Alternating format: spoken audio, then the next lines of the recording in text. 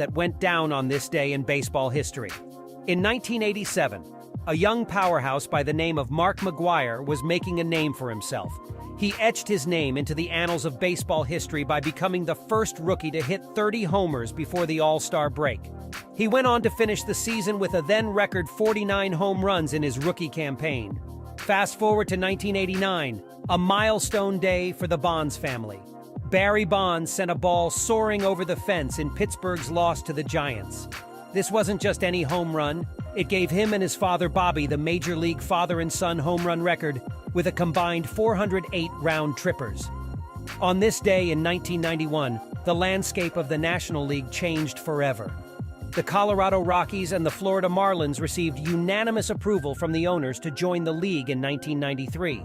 The Marlins have gone on to win 2 World Series championships, while the Rockies took home the 2007 National League Championship. This day in 1993 saw the Athletics' Rickey Henderson achieve a remarkable feat. He opened both games of a doubleheader with a home run, becoming the first player to do so in 60 years, underlining his legacy as one of the greatest leadoff hitters in the history of the sport. July 5, 1998 was a day of dual milestones. The Rocket, Roger Clemens, joined the elite club of pitchers with 3,000 strikeouts. On that same day, Juan Gonzalez of the Texas Rangers became just the second player to top 100 RBIs before the All-Star break. And now back to foul territory.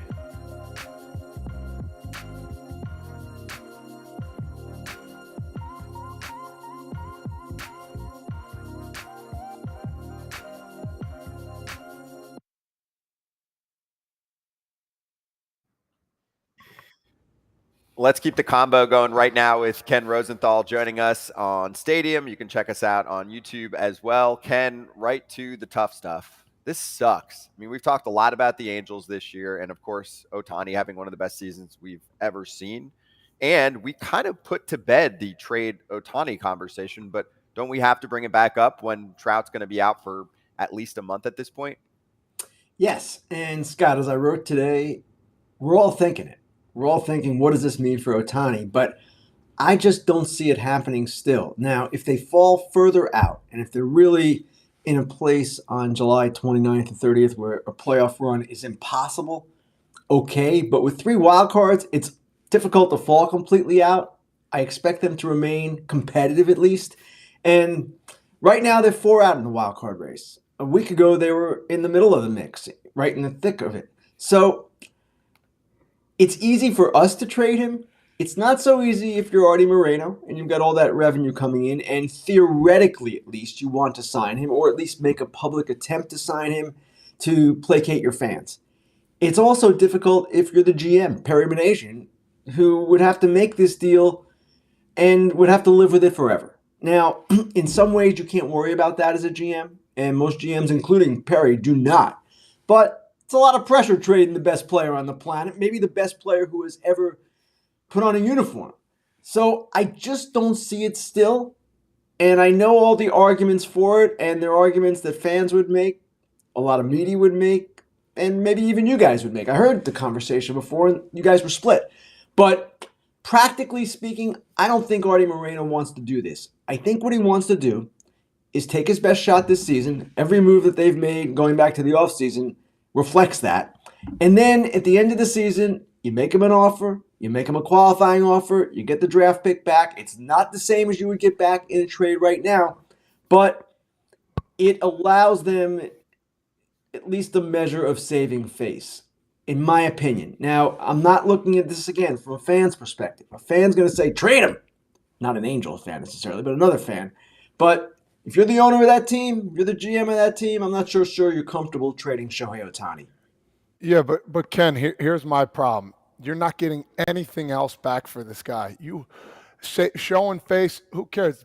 Guys have made bad decisions in their careers as GMs, as presidents in trades. Like, okay, whoop-de-doo. You're not getting this guy back. They're not making the playoffs. They're in trouble. Their 3 best guys are out.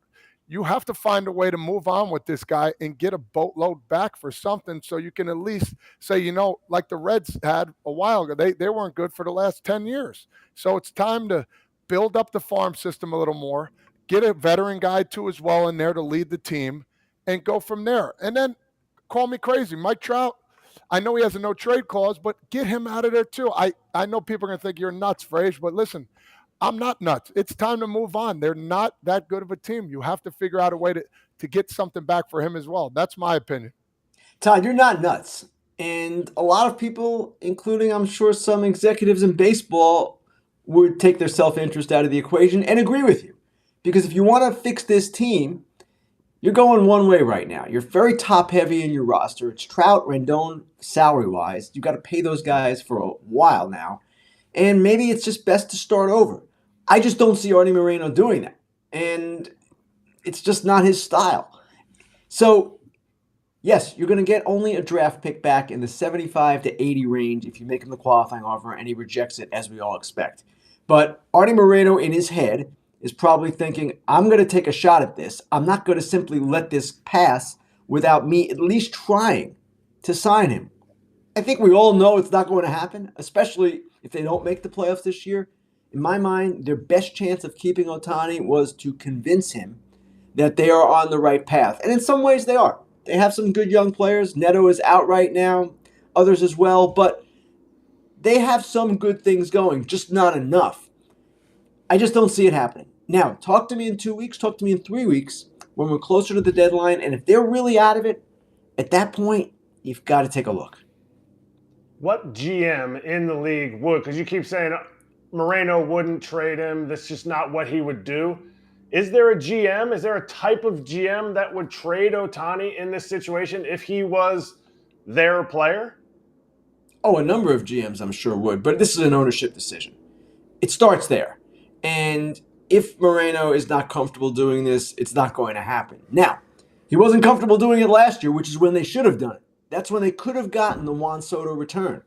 But for whatever reason, they decided not to. They wanted to take their shot this season, and to me, at this point, they might as well see it through from their perspective. Again, I'm not giving this as my opinion because I'd like to see him traded. Not just for the action, but it's going to be ending as we think it's going to be ending, right? They're not making the playoffs. He's not signing back. You might as well trade him. All the things that Todd just said. I just don't see Moreno doing that. And I may be reading him wrong. Who knows? Maybe he reverses course, but I don't see it, guys. I think the biggest thing is getting guys in return. So now, okay, so they don't have Shohei Ohtani going, or he stays, Trout stays. They don't make the playoffs. What's next? Are they going to try and get a pitcher? What are they going to try and do? Well, that's a good question. And I assume they would try to do what they've done for a while now. But this is a team that has not gone over the luxury tax threshold once, I believe. So, all right, it's nice you got big stars, even though in one case, Rendon is not producing. But if you're going to spend, if you're going to be that kind of team, you better be that team. And you better spend a little bit more than they've spent to get better players on the field. I thought Manasian did a pretty good job, actually a very good job this offseason in putting pieces around Trout and Ohtani. They increased their depth. They've had a horrible run of injuries. There's no question about that. But they also have brought in young talent. They've promoted it aggressively. To turn it the other way right now, when they believe, I'm sure, that they still can get in the playoffs this season, and then if they get in the playoffs, maybe they can make a run. I was writing about that last week. If this team gets in the playoffs, look out. Well, 1 week changed a lot, right? That was often what happens in baseball. But again, I think we have to wait and see what happens in the next couple of weeks. If they truly fall out of it, different story. But guys, if they've got a shot with Shohei Ohtani, I don't see them doing this. Ken, right now you look very well rested. I know that's going to change soon, right? You got All-Star coming up, and then the trade deadline madness begins. We're already quizzing you on it. So we'll stay in California because the Dodgers have pitching injuries. Kershaw doesn't seem like it's serious, and there was no way in my mind he was going to go 32 starts or something like that for them. So, okay, all good. The Dustin May news sucks when we learned that the elbow issue is very serious and he's got surgery. He's done, very talented, and hadn't pitched since May. They've got a number of other pitchers on the shelf, but they have a ton of prospects. So what do you think's next for them? How many rumors and calls are you going to hear about this team trying to acquire more pitching? Several, many, multiple, because they need more pitching. And it's obvious, it was obvious even before the Kershaw and May news. Here's a team that has a ton of young pitching, and we've seen some of it, and some of it's quite good. Bobby Miller, Emmett Sheehan, they've shown promise, but they're young. It's tough to get into the playoffs and win in the playoffs that way. They also have Julio Urias, who is just coming off the IL, didn't look so great in his first start, and by the way, is a potential free agent. So another controllable starter, if they can get one, would be something that would be really good for them. And Scott, I'm with you. Kershaw was never going to make 35 starts, right? Hopefully this is not that big a deal. But the bottom line is they are going to need starting pitching. They know that. And once, like all teams, they get through the draft, which is in the middle of July now, not in early June, they will focus their attention first and foremost, in my mind, to getting starting pitching. They have depth in their system. They have this amazing group of young pitchers themselves. So they've always been aggressive under Andrew Friedman at the deadline. They've gotten some great players at the deadline. Darvish, Machado, Rich Hill, Josh Reddick.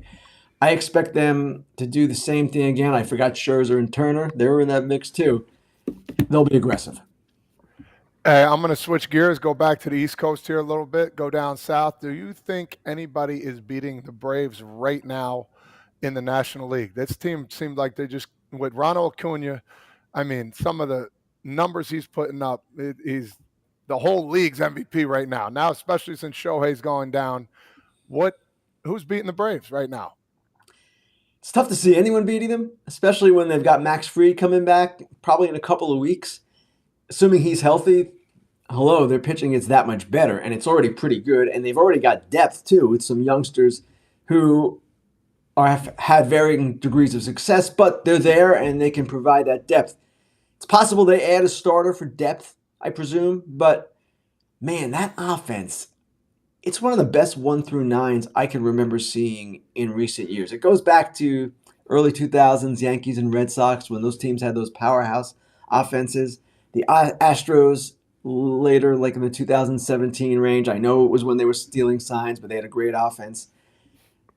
I see the Braves the same way, maybe even a little bit above those teams. It's incredible to me what they are accomplishing offensively and the way they are doing it. It's a first inning blitz seemingly every other night. So they're in a great spot. I don't see any team in the National League beating them, but long season, guys. We don't know who's going to get hurt. We don't know who's going to get traded. We don't know if one of these disappointing teams, Mets, Padres, Cardinals, or more, are going to snap out of it and pose a legitimate threat. Right now, you would say no. But again, we're talking early July right now. Talk to me in early October.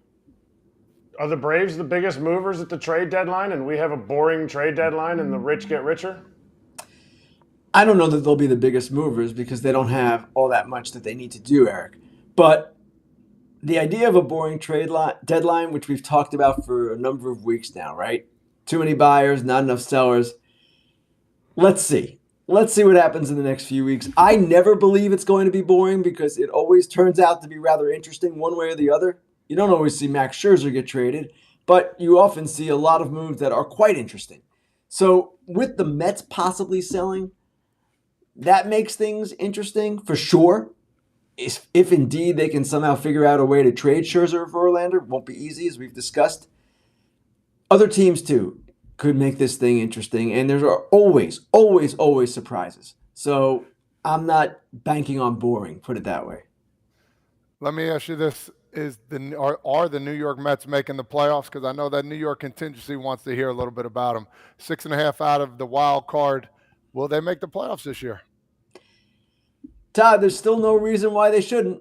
They have a very talented group of players, and it includes Scherzer and Verlander at the top of that list.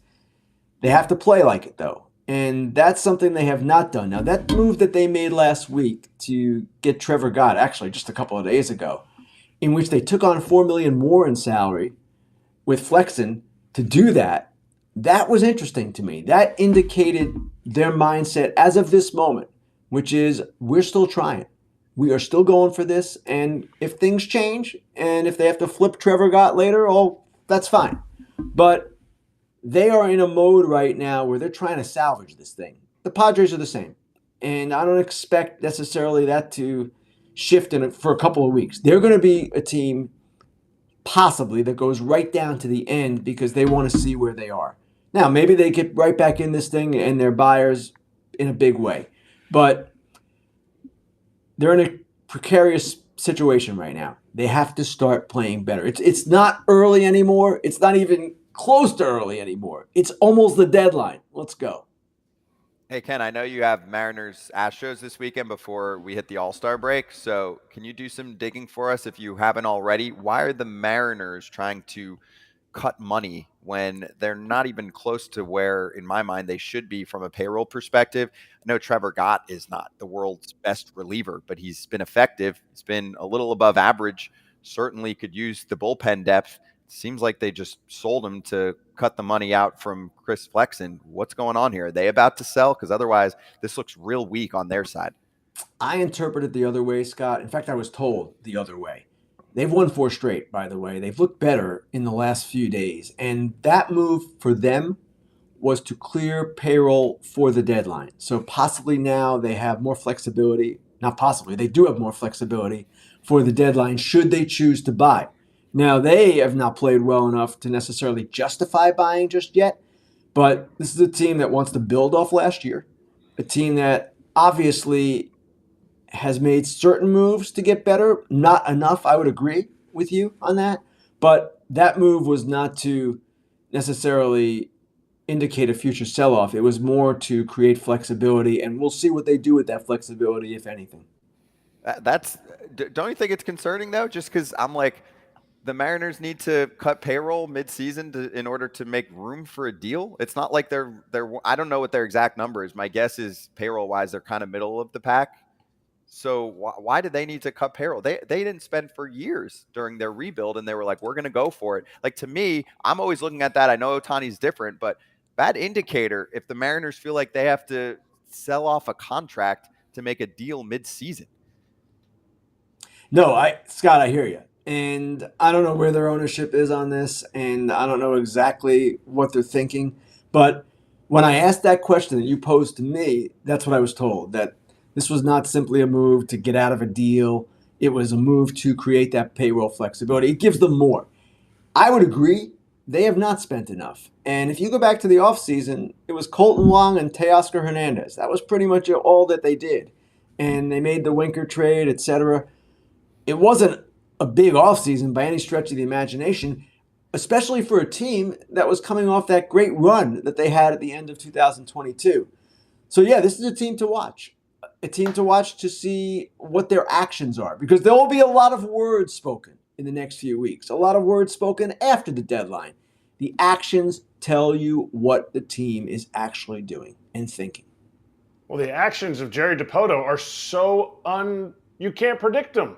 So how do you follow, in all the years you've seen him do his trades and his manipulations like he's already started, how do you kind of predict what they're going to do? Because he is different than all GMs, I would assume. Preller is in his category for sure. And okay. I don't try to predict. Even going back many years when I used to be on MLB Network, they'd ask me, well, what do you think this guy's going to... I don't know. And the truth of the matter is, I can think of myself as a great reporter, and I'm probably getting 5% on what's going on, right? Because there are all kinds of conversations going on. And as much as I try to find out what's going on, it's not that easy. And there are things talked about we always find out later that were discussed before the deadline. There are things that we never find out about. And there are things that, yes, come to fruition and we learn about and understand.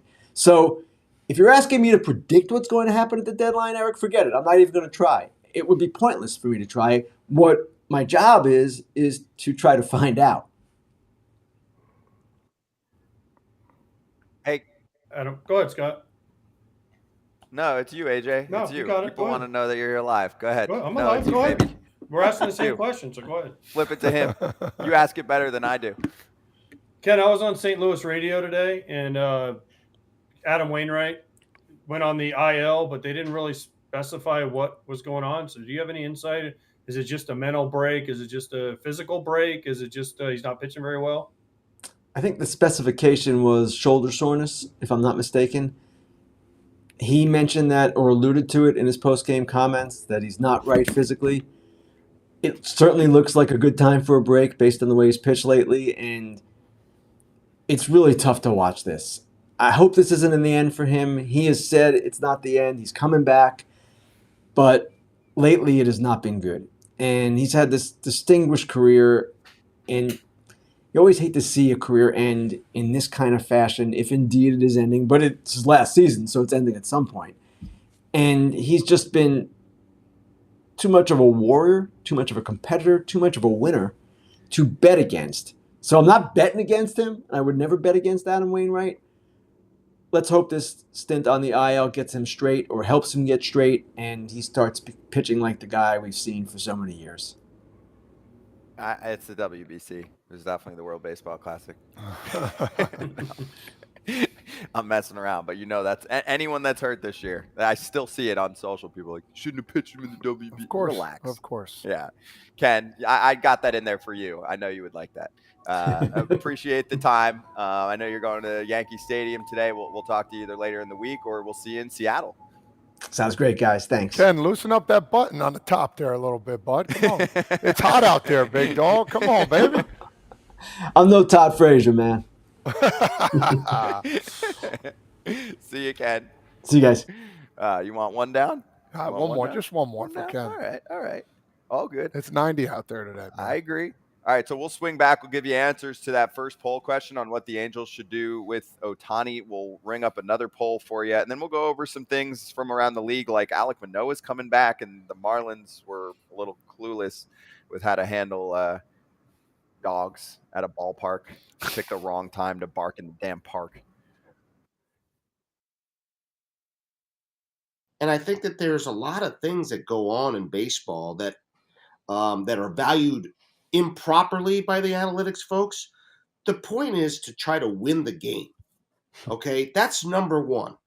Okay, and whether or not the spreadsheet says to play this guy somewhere or to pitch this guy in a certain way in a certain situation. Well, he can't hit a breaking ball, but guess what? If you spin him a breaking ball and there's a man on first base, he can hook it into the hole. That's a first and third situation. All of a sudden, there's an inning happening. There's just so many different things that you cannot. There's no absolutes in baseball. It just doesn't exist. And so I think the trends are definitely there. There's no question about that. There are always trends. But I think you have to understand that there's no absolutes in baseball, and I think that people have to realize that a little bit better. And and in addition, I mean, we played the game of baseball and ran the game of baseball in a certain way for 100 years. It does not mean that we did it wrong for 100 years. And so what has happened is with a lot of folks who are running the analytics programs and are more heavily analytically driven is they feel like the people that were playing the game prior didn't know what the hell they were doing. Well, that's not right. The game existed and we had a lot of success enjoying the game and watching the game and entertaining the fans for a long, long time.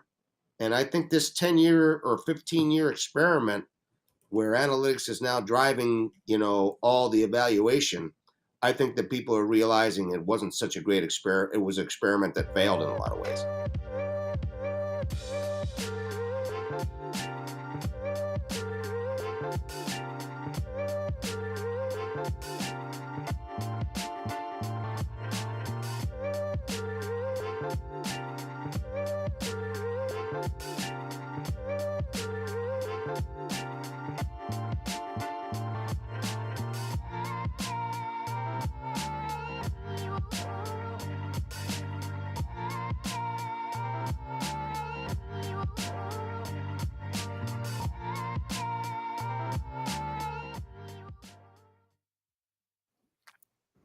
What's good? Back on Stadium. Braun, Kratz, Pierzynski, Frazier, full house today. And the poll results quite overwhelming for poll number 1. Trade Ohtani over ride it out or bolster the roster, which I have to say before the injuries hit, I was like, you might as well go all in. I mean, this is the last year that you are probably going to be in a position like this for a bit because they're going to have to at least somewhat rebuild. It's not like it's a stacked farm system, but we all agreed on that one, right? Yep.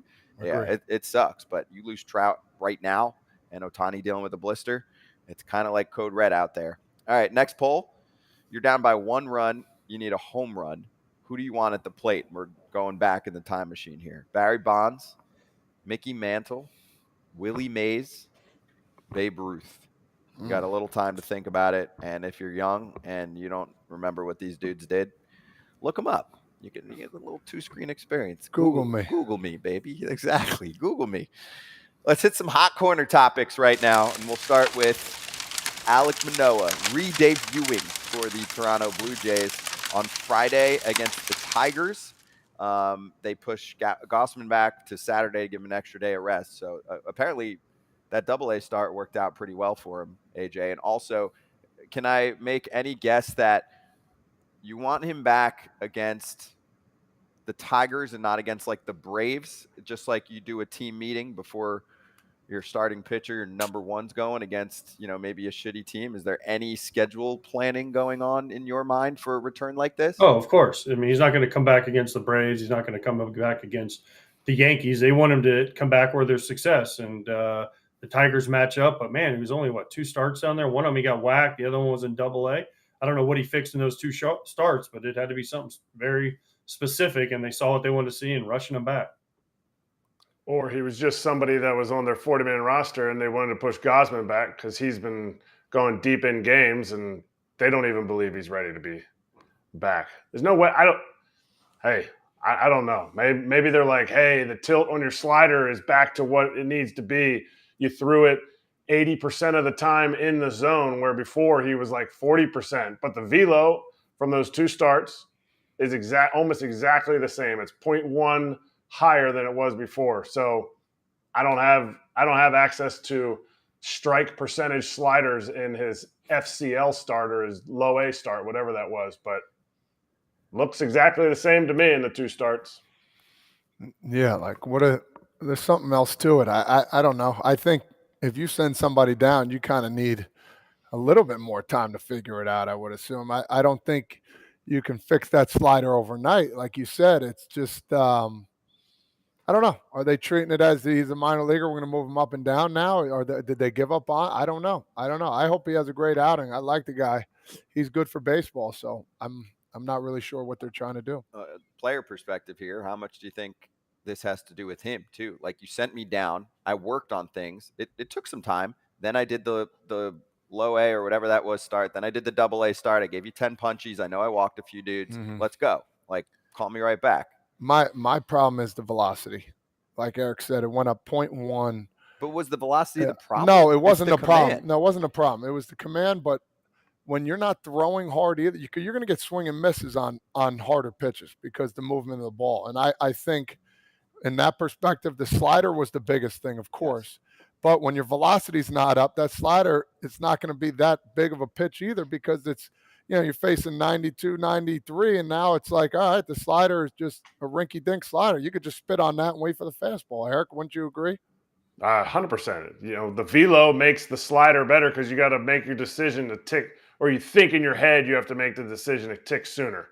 But if it's never in the zone, or it never even starts close to the zone where you're going to offer at it, even I'm not going to offer at it. And my thing, you asked Scott, like, is this a player-driven thing? If the Blue Jays are making the decision based on him going, yeah, I'm ready. Like, he's not there yet.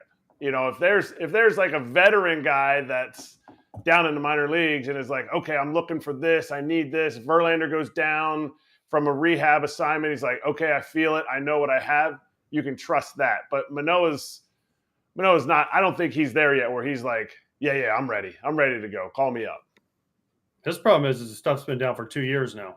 It hasn't been just 1 year. If we're comparing his stuff from this year to last year, its stuff is very similar. It's gone back a little bit still from last year. But last year, the reason he was good is he got out of a lot of jams. It wasn't like his stuff was outstanding. Now, 2 years ago, his stuff was great. But even last year, his stuff was down. So this is 2 years in a row of his stuff being down. He escaped a lot of jams. This year, he wasn't getting out of those jams. And people are saying he's overweight, he's pitch clock, whatever it needs to be.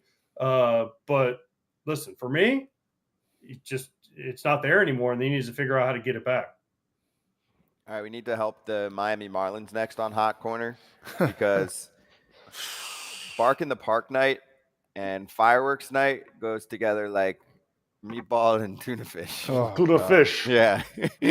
So they sent the warning out, like red alert. You have 15 minutes to get your dog out of the ballpark after the game. I mean, we all know how dogs react. Most dogs react to fireworks. Can we all agree? Most dogs, not a fan. Not fans. Yeah. No. So it's probably not the time. I didn't realize, like, why would you do Bark at the Park night same time as July 4th? And then the Reddit users are all over it. Welcome to Doggy Hell, Florida Marlins. We have another? Bark in the Park, more like Barkageddon.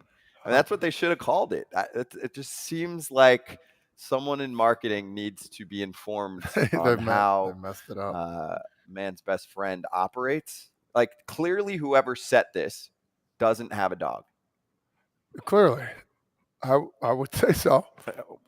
Is that a thing? Have you ever heard of that? Bark in the Park, same as the fireworks situation? And it's like, all right, well, you either got to leave early or you better run your ass out of the park or your poor dog's going to just be right in the thick of the fireworks.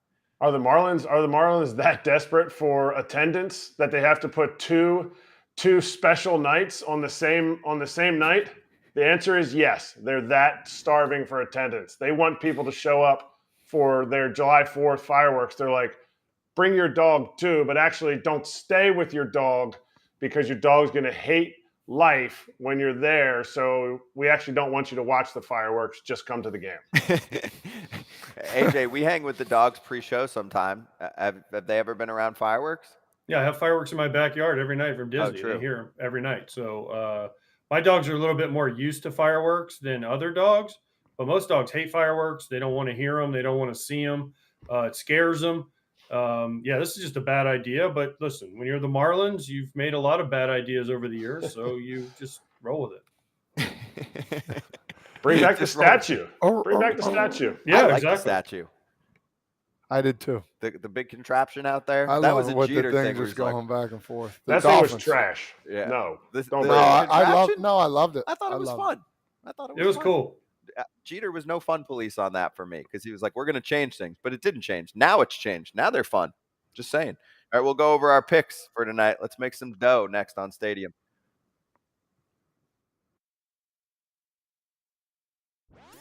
In case you missed it, here's some images from yesterday's action in Major League Baseball.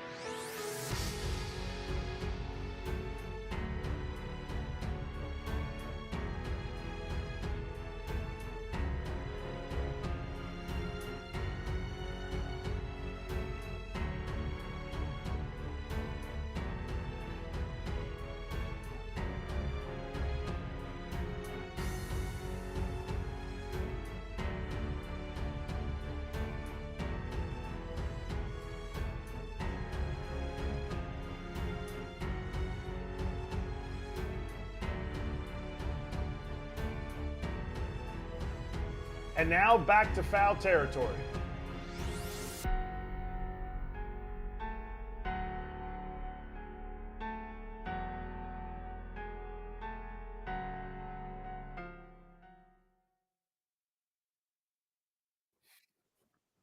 Let's swing it around. How'd we do on the poll? And then I'll give you results in a sec. Oh. Who you taking a swing with?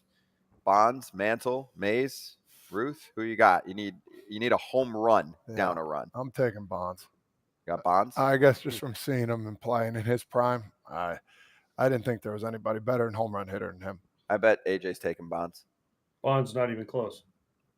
I didn't see the other ones play. And unless they're throwing some dude throwing 80 poo up there in the 9th inning, needing a homer, giving me, the double fake, the like Randy Wolf thing. No, I'm going Bonds for sure, because you're bringing out, Johan Duran, you're bringing out Duvall, you're bringing out Hader. I'm taking Bonds. Yeah, Bonds is winning. He took a lead as things have picked up. Mays and Ruth bouncing back and forth in second, and Mantle is just getting dusted. You couldn't throw a ball hard enough to get by Barry, so yeah. Fair. I would just. What size bat did he use, AJ? Can you correct me? I thought they said like a 33-inch. Was it less than that or more? I don't know. You don't know? Okay. Because I thought they said it was. His it barrel was. I have one at my house, but I'm not at my house. But it wasn't. It was just I think it was like a 34, 32. I don't think it was any bigger or Nothing smaller. special. But the barrel was like this big, wasn't it? No, it was a normal barrel. I mean, it's a normal bat. It wasn't anything different other than that he was the first guy kind of to have that big knob, and he choked up, and he stood on top of the plate, and he had that elbow guard that was like carbon fiber. And I mean, he just was better than everybody else. If I have one at bat, from my life, I'm taking Barry Bonds if they have to throw him strikes. 34-32. Wow.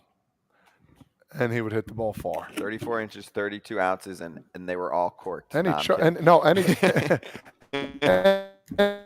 choked up on the bat too to make it like a 32-inch bat. So it's like barrel control, Eric. Oh, it was. Yeah, he can handle it. He can cork that. I mean, he can. Wait, did you guys never played against Barry? You guys never played against Barry, right? You never played against Barry? When did he retire? 2007. Yeah, no, I just got drafted.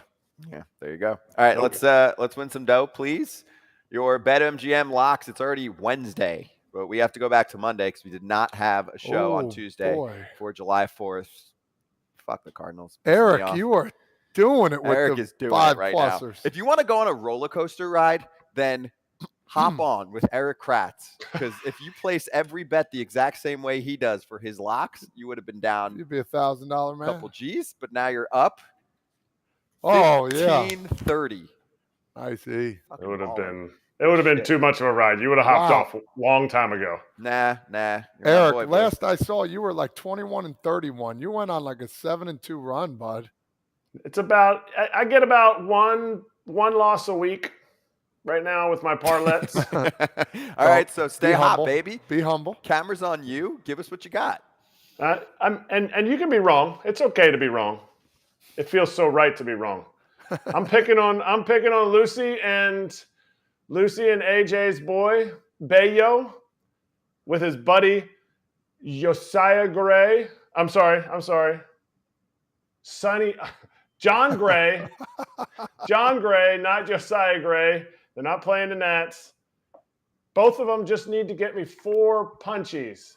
In the last 11 starts, Bayo's had 1 start that's gone under 4. He's been 4 and above in the last 11 starts. And Gray has been 1 time under 4 in the last 9 starts. That's coming out at -115. I'm going to put 345 down to win another 300, please. It's just going heavy. Why are you stealing my guy? Because I knew you would, and I'm so glad I got to go first. Well, I actually didn't have Bayo. I didn't know Bayo was pitching until I looked at the matchups, because originally I had the White Sox. I had Jose Barrios and Lance Lynn on the same game parlay, and then I realized that Bayo was pitching. So I went Barrios 4.5 over Ks and Bayo over 4.5 Ks. And that gets me a solid, Kratz, you ready for this? Plus 203. So I'm laying down 200. That'll win me 406 right here. But yeah, Barrios against the White Sox. Listen, he's got a long history against them. He's going to throw that slider and change up to all their right-handed hitters. They suck against it. And then Bayo, he just does what he does against the Rangers. He's going to get me 5 punchies in about 3 innings, and it's going to be an easy win on this Wednesday. Appreciation. Hey, so The lock of the day is Bayo getting under 4 strikeouts. I No, think. you can't fade them anymore. No, I'm just kidding. They're hot right now. I'm kidding. I'm going to keep it simple. Angels reeling. I'm going Padres -1 and a hook at +110, 300 to win 330. I think the downhill slide starts now in a big way. For the Angels. Yes. Yeah. And the Padres picking things up. I like the run line. I mean, I'm a run line sucker, and I like the run line with the Padres often. I don't think they're winning a lot of close games. They're winning a lot of like the 10-3s that you see. So I like that. I went same game parlay with Atlanta money line, but it's too steep for me. So I just added in a little Mike Soroka 3Ks or more. Just keeping it simple, though. But it's at is it +130? Wow. Yeah. Yeah. Wow.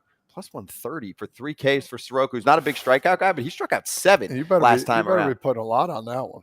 Nah, I'm just staying simple. My hundo. Well, yeah, all right, fine. I'll go 200, Claudia. 200 for this one.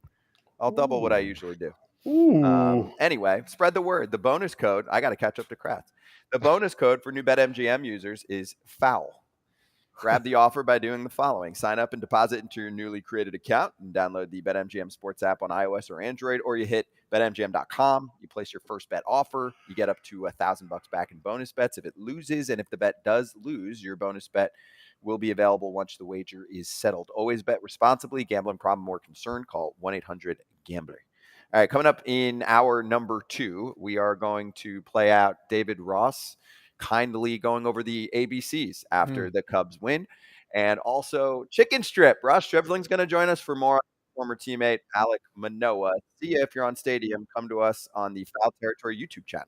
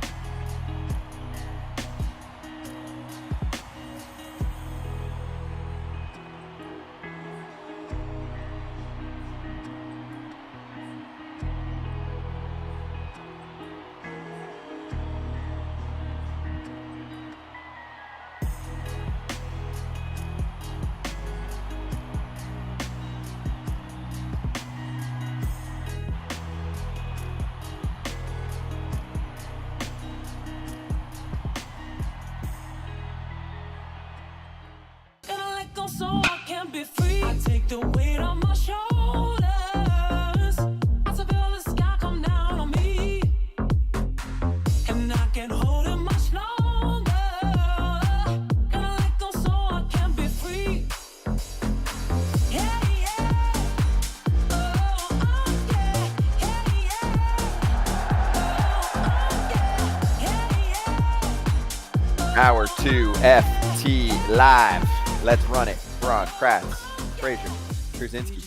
And the All-Star Game rosters are starting to get a little bloated, as they always do. But it does help for the snubs, even though there's a billion dudes that already make it.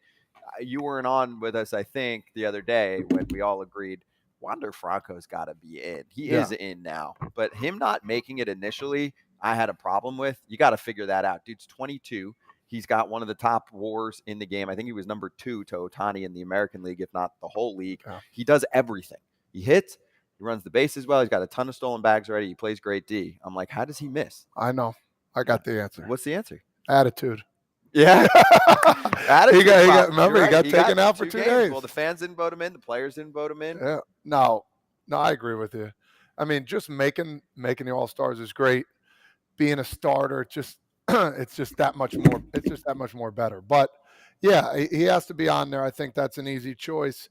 You want him to start, basically, is what I'm hearing. I don't need him to start. There's Bo and there's Seager, so I don't need him to start. Seager game by game has probably been better than him. He just missed 5 weeks. He's on. I mean, I think as a player, I'm not speaking for everybody, but once you finally get voted in and figure, all right, listen, I'm in. Thank God I could breathe a little bit and go play baseball again when I know I deserved it.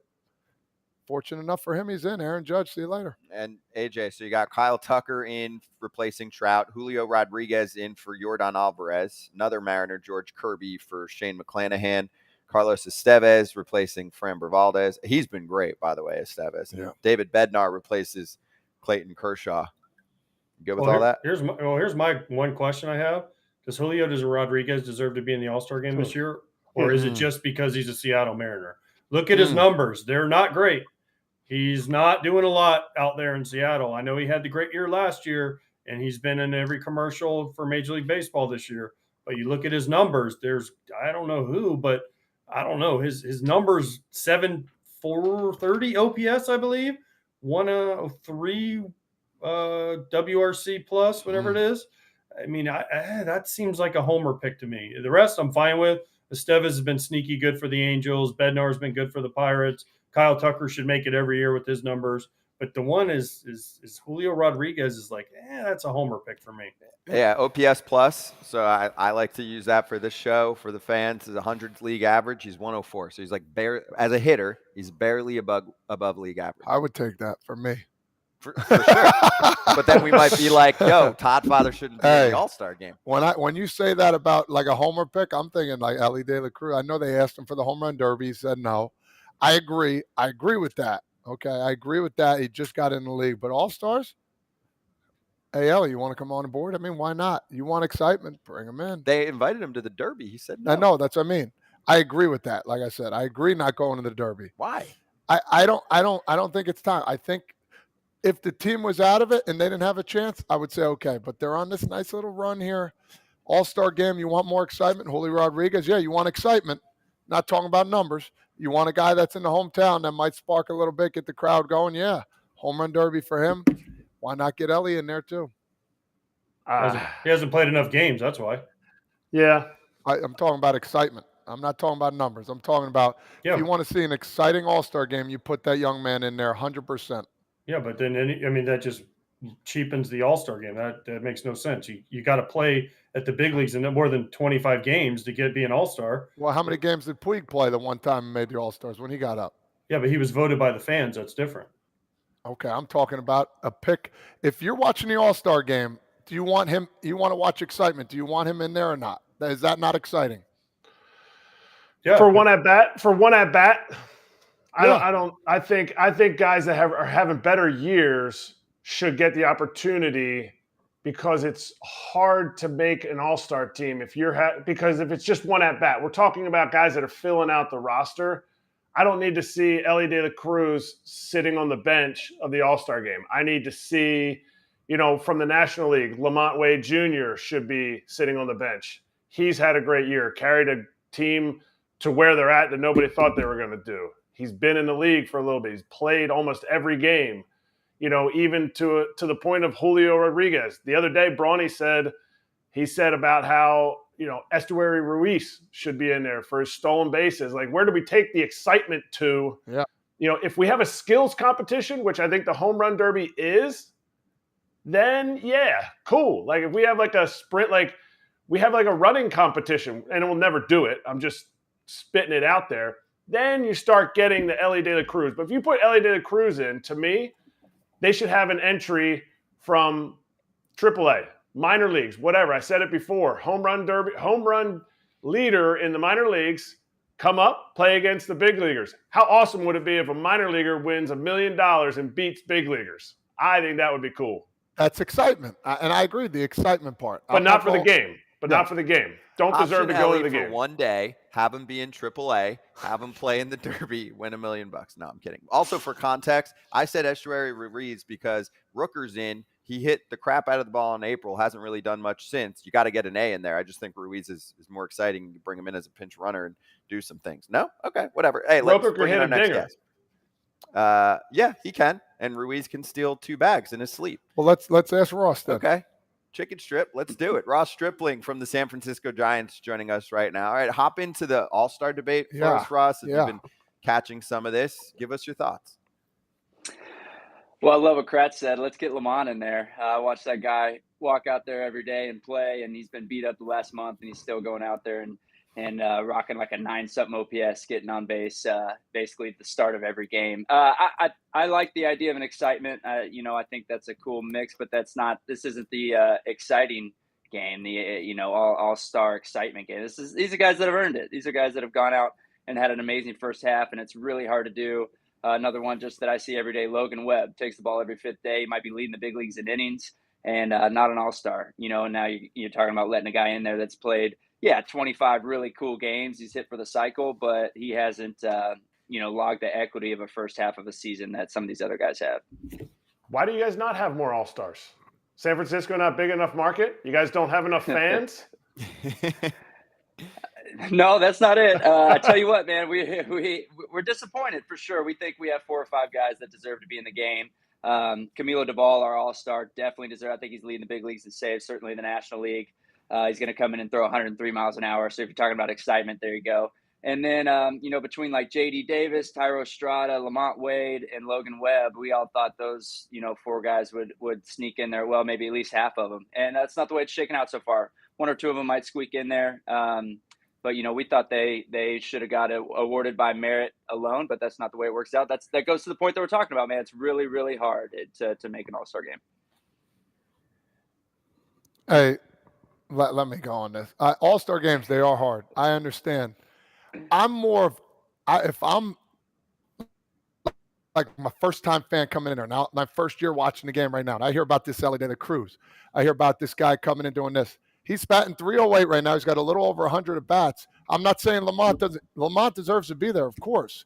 But if I'm looking for I can't wait till this guy gets up. And the number one guy that comes up to me is Elly De La Cruz. No?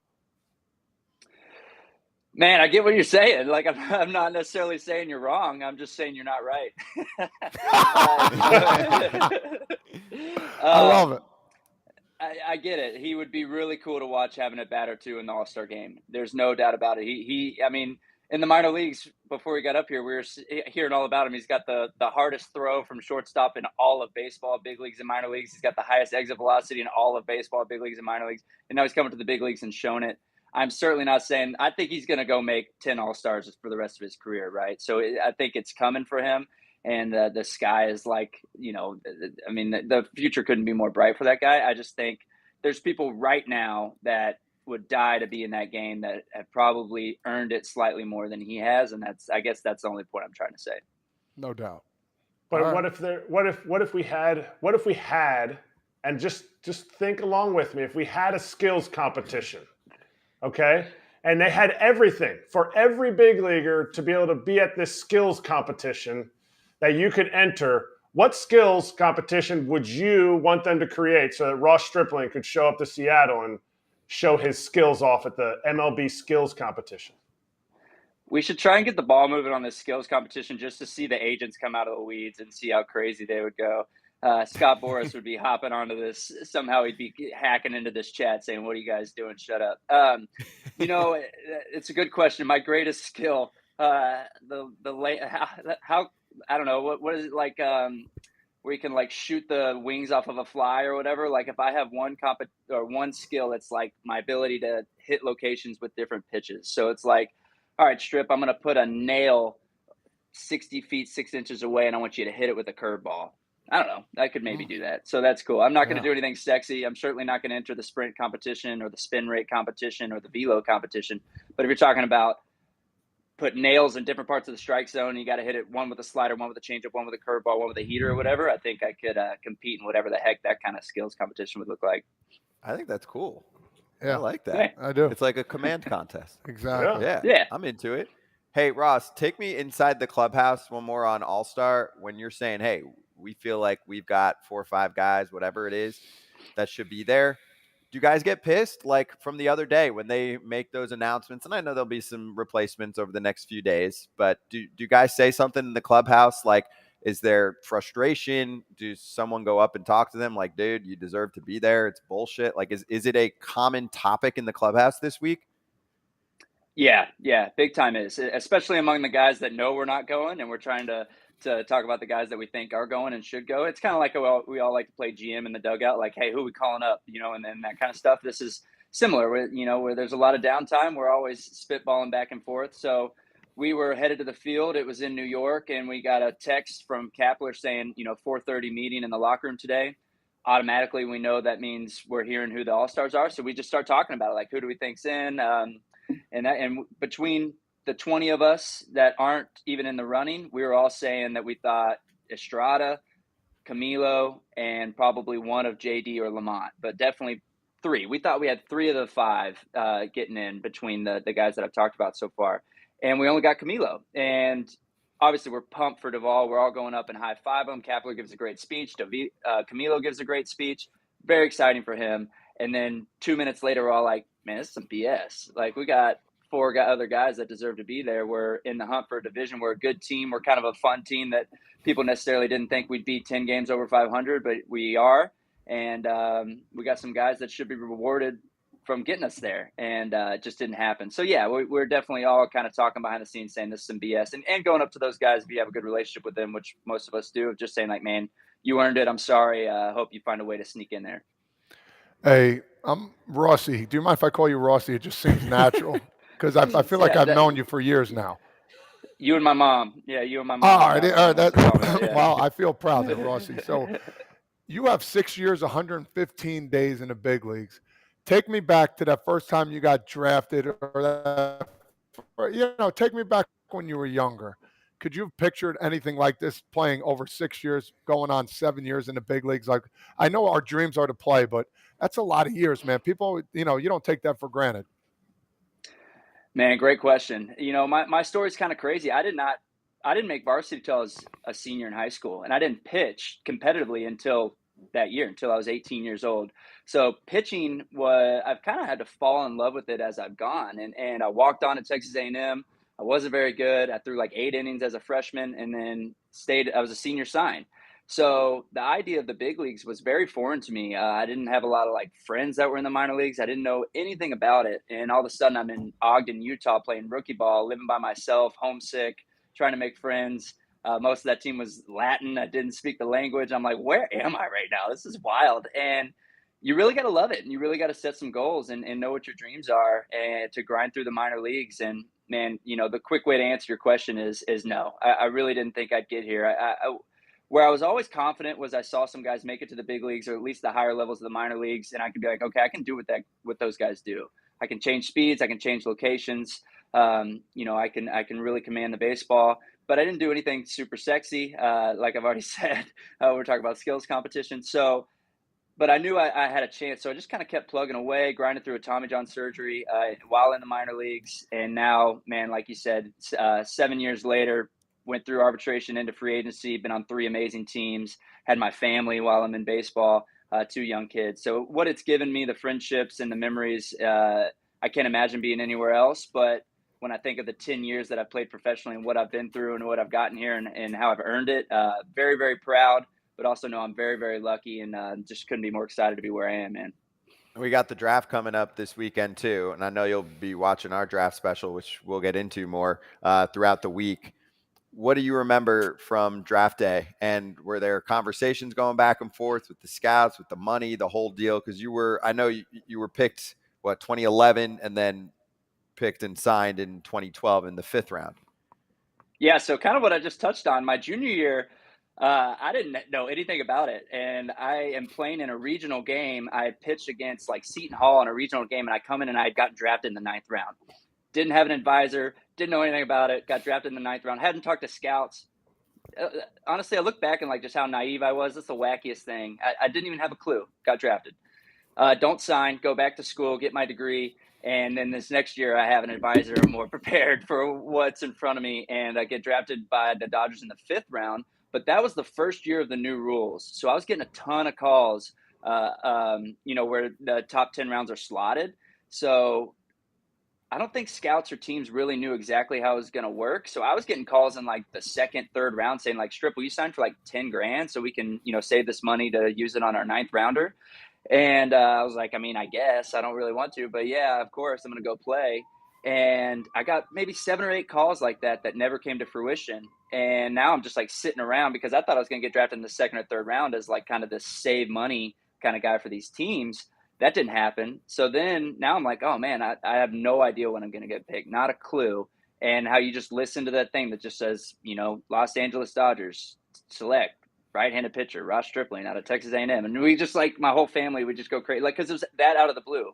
I didn't know anything. I didn't know what to expect. I'd never talked to a Dodger scout, and all of a sudden I'm a Dodger, and 2 days later I'm shipped out to Utah. I mean, it happens that fast, but it's also very exciting, and yeah, it's crazy. So with these kids coming up in the next couple of days that are going to get drafted, man, it's such awesome memories. And then you enjoy it for 2 days, and then you're off playing somewhere crazy, eating at Cracker Barrel and Applebee's.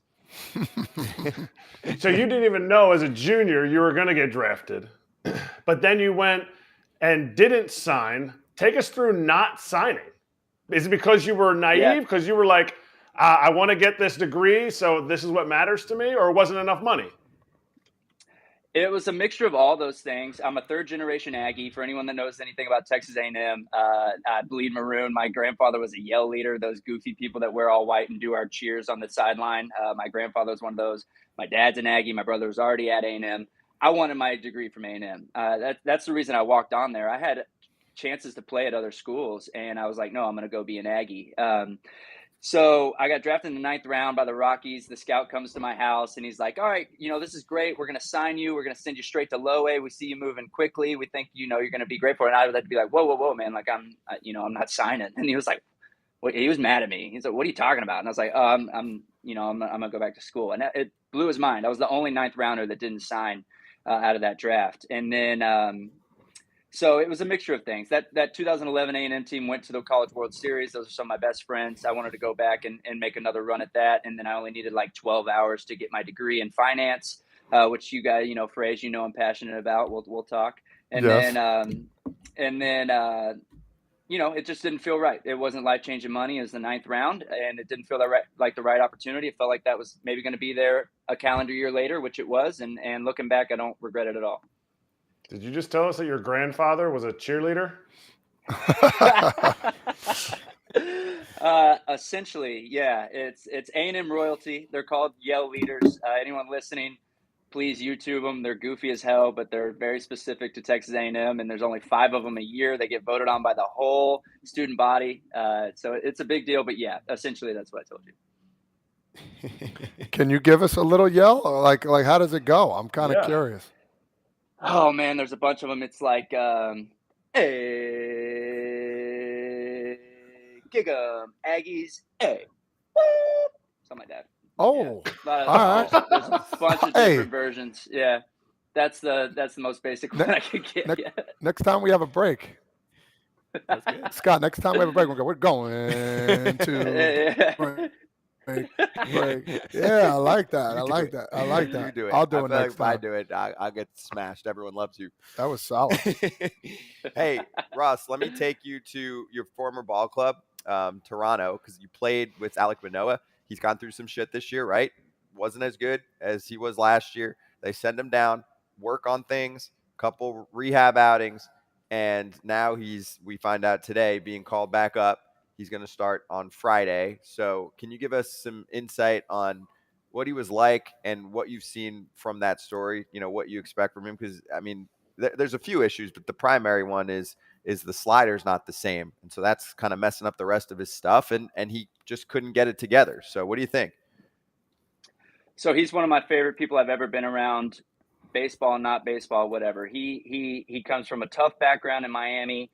Hard family dynamic growing up, but he could not have a better heart and just be a better teammate and be more of a competitor, really. Yes, he is like the classic young guy that comes in and just has no rules. He's not going to believe in whatever you're trying to tell him. He was a big leaguer from the start, and he doesn't need you to tell him otherwise. And he proved that for two and a half seasons, whatever it was, finished 2nd or 3rd in the Cy Young last year. I really do love Alek Manoah, so watching him struggle was tough for me. And how I knew he was really battling is I was battling too. And I texted him. I was like, hey, Manoah, I'm going to sacrifice a goat to the baseball gods. If you want to join me, let me know. And he sent back something very matter of fact, like, ha, good one, or something like that, And I was like, oh, no, like he's in a bad spot. Because normally he would have FaceTimed me or sent something ridiculous back laughing. And that's when I knew, like, he's really going through it. As we all know, this game beats you down. You can be at the very top of the mountain and the next day be at the very bottom. And he's kind of first, very good example of that now that we've seen. And I'm glad to hear he's back. I hope that's not too fast. Just 10 days ago, we all saw the line that he gave up 11 runs in like a Florida League game. But then I know he had a good one in Double-A. What I'll say is when he holds the ball, it looks like a ping pong ball. He's so big. If you think about like Shaq shooting free throws, like I've always thought, like, how does he throw a baseball? It's literally like us trying to throw a golf ball. But he's such a competitor, man. I would never doubt him. And even when you are struggling mentally and physically, there's guys like Clayton Kershaw, like Alek Manoah, Max Scherzer, that when you put them between the lines, you're just not going to bet against them because they just go to another level competitively. He's got that in him. So I certainly think brighter things are ahead than what we've seen this year for him. But, it's tough to get thrown back in the fire like that. I obviously really hope it goes well for him. You touched on it a little bit. You said 10 days ago we saw that outing. Is two outings not enough, or can you find – I'm not saying what he's struggling with, but you can feel that he was struggling. Can you figure that out in 2 outings, or is that really tough to figure something out in 2 outings in the minor leagues? Great question. It very much depends on what it is. I was battling some stuff this year and kind of tweaked my back, and then I got basically a month of rehab outings to kind of get my stuff right. And I found it. I would say after 2 outings, I felt ready to go. But I also have a couple 100 big league innings under my belt, and I kind of know when I'm right. At the end of the day, Manoah's been a professional baseball player for like 3 years, and 2.5 of them have been in the big leagues. So his ability to figure stuff out is probably not totally under his belt yet. And he needs coaching and reps and all that to get back to where he feels normal. I will say no. At the most basic level, I would say that's not enough time. But I also very much hope that he did figure it out. And kind of what I just touched on, I think confidence is a big thing for him. And that if he feels remotely like himself and like his stuff is going to go where he wants it to, and then you put him under the lights competing against big league hitters, I think he's going to succeed because he has that kind of he has that dog in him, as the kids like to say. So I just think, I hope he's figured it out, to answer your question, but it is quick. Ross, what do the Giants need at the trade deadline? What you said you play GM in the dugout, you play manager in the dugout. So what's the move? Gosh, great question. I feel like this roster can compete with anyone, and we've showed it. I think we were the best team in baseball for like a 4 or 5 week span after starting 7-16 or whatever it was. So we've proven that when we're healthy, we can hang with anybody. We haven't been healthy. Like, really, we haven't ran our lineup out there more than like 3 games at a time. Tyro Estrada just got hit by a pitch, broke his hand. He's going to be out till, significantly after the All-Star break, I think. It's like, gosh, one blow after another. I don't know if we go out and we bring 7 starters into spring training, starting pitchers, and I don't know if we've been healthy besides for the first week. So we're just battling injuries. You can always take more talent, though, man. You're seeing guys like Bieber and Stroman that might be on the market. I think obviously we're going to be in the hunt for them. And then any kind of back-end relievers, even though I feel like our bullpen is solid. Anytime you can add velo or strikeout stuff to a bullpen, you're going to try and do it. And then as a lineup, I would love to see what's maybe on Farhan's mind, but anytime you can add pop or speed or anything, you'll take that as well. So it's just like we're really well rounded roster, right? But you can always get better. So I think really to answer your question, you can strengthen us in any way, shape, or form, and we'd obviously take it and move forward with it. That was such a vanilla answer. Is that the broadest answer you could have? Yeah, that was such a vanilla answer. And I know Farhan is going to ask you, because I played for Farhan in his first year or second year, something like that with the Giants. He's going to come and ask you. You've been on so many teams. He's going to come and ask you what you think about this guy. Which one of your ex-teammates do you feel like would fit and is available on your team? Gosh, great question. Well, the beauty of my career is I've only played for really great teams. So if you're talking about Dodgers and Blue Jays, I don't think they're 2 teams that are going to be selling at the deadline. So I can't exactly go pick any guy. If you can give me Kershaw at the deadline, I'll take him. I think he'll fit in well on the Giants. He looked good in the black and orange. But man, to think about ex-teammates, I'm sure there's really, like what's Boston doing with like, I don't know, Kike or Justin Turner or Kenley Jansen or Verdugo. Like, give me Verdugo, man. We'll plug him in there in the 2-hole. He'll hit 300 with a couple pumps and make any team better that he's on. So yeah, how about off the top of my head? Yeah, well, I didn't play with Scherzer. Oh, you didn't play with him. Oh, but you did get a phone call. Wah, wah. That's right. He did get a phone call. Maybe it was Farhan asking him who he should trade. He heard him just now, and he said, "You know what? Keep your mouth quiet. We're not going over anything." We're not. Hear me? He's back. Boom. Was it a phone call? Sorry, I got a phone call, man. Yeah. How do I? Was it I Farhan? usually do this on my. Yeah, it was crazy. It was Farhan asked me if he thinks Clayton's available. So I was watching Foul Territory, but no, sorry, we cut you at Scherzer, I think, right? I thought you played with Scherzer, so that's why I said Scherzer. Yeah, no, I was gone by the time he made it. You to missed LA. him. Yeah. Okay. Last question for me. All I'm going to say is thumbs up or thumbs down. Has money been going up for you or down for you? That's what I need to know. There we go. We're always moving up, Frage. Always moving up. All right, so market's healthy-ish. You remember you yell at me because I don't want to ask the wrong question. So. No, that's all. Well, you can say market. I could be feels talking a little about bit the like an supermarket. uncorrected. This feels like a uncorrected move upwards that we might be in for some pain here soon. Basically, if someone comes out and says it's hard to monetize artificial intelligence, we're going to be in for some pain.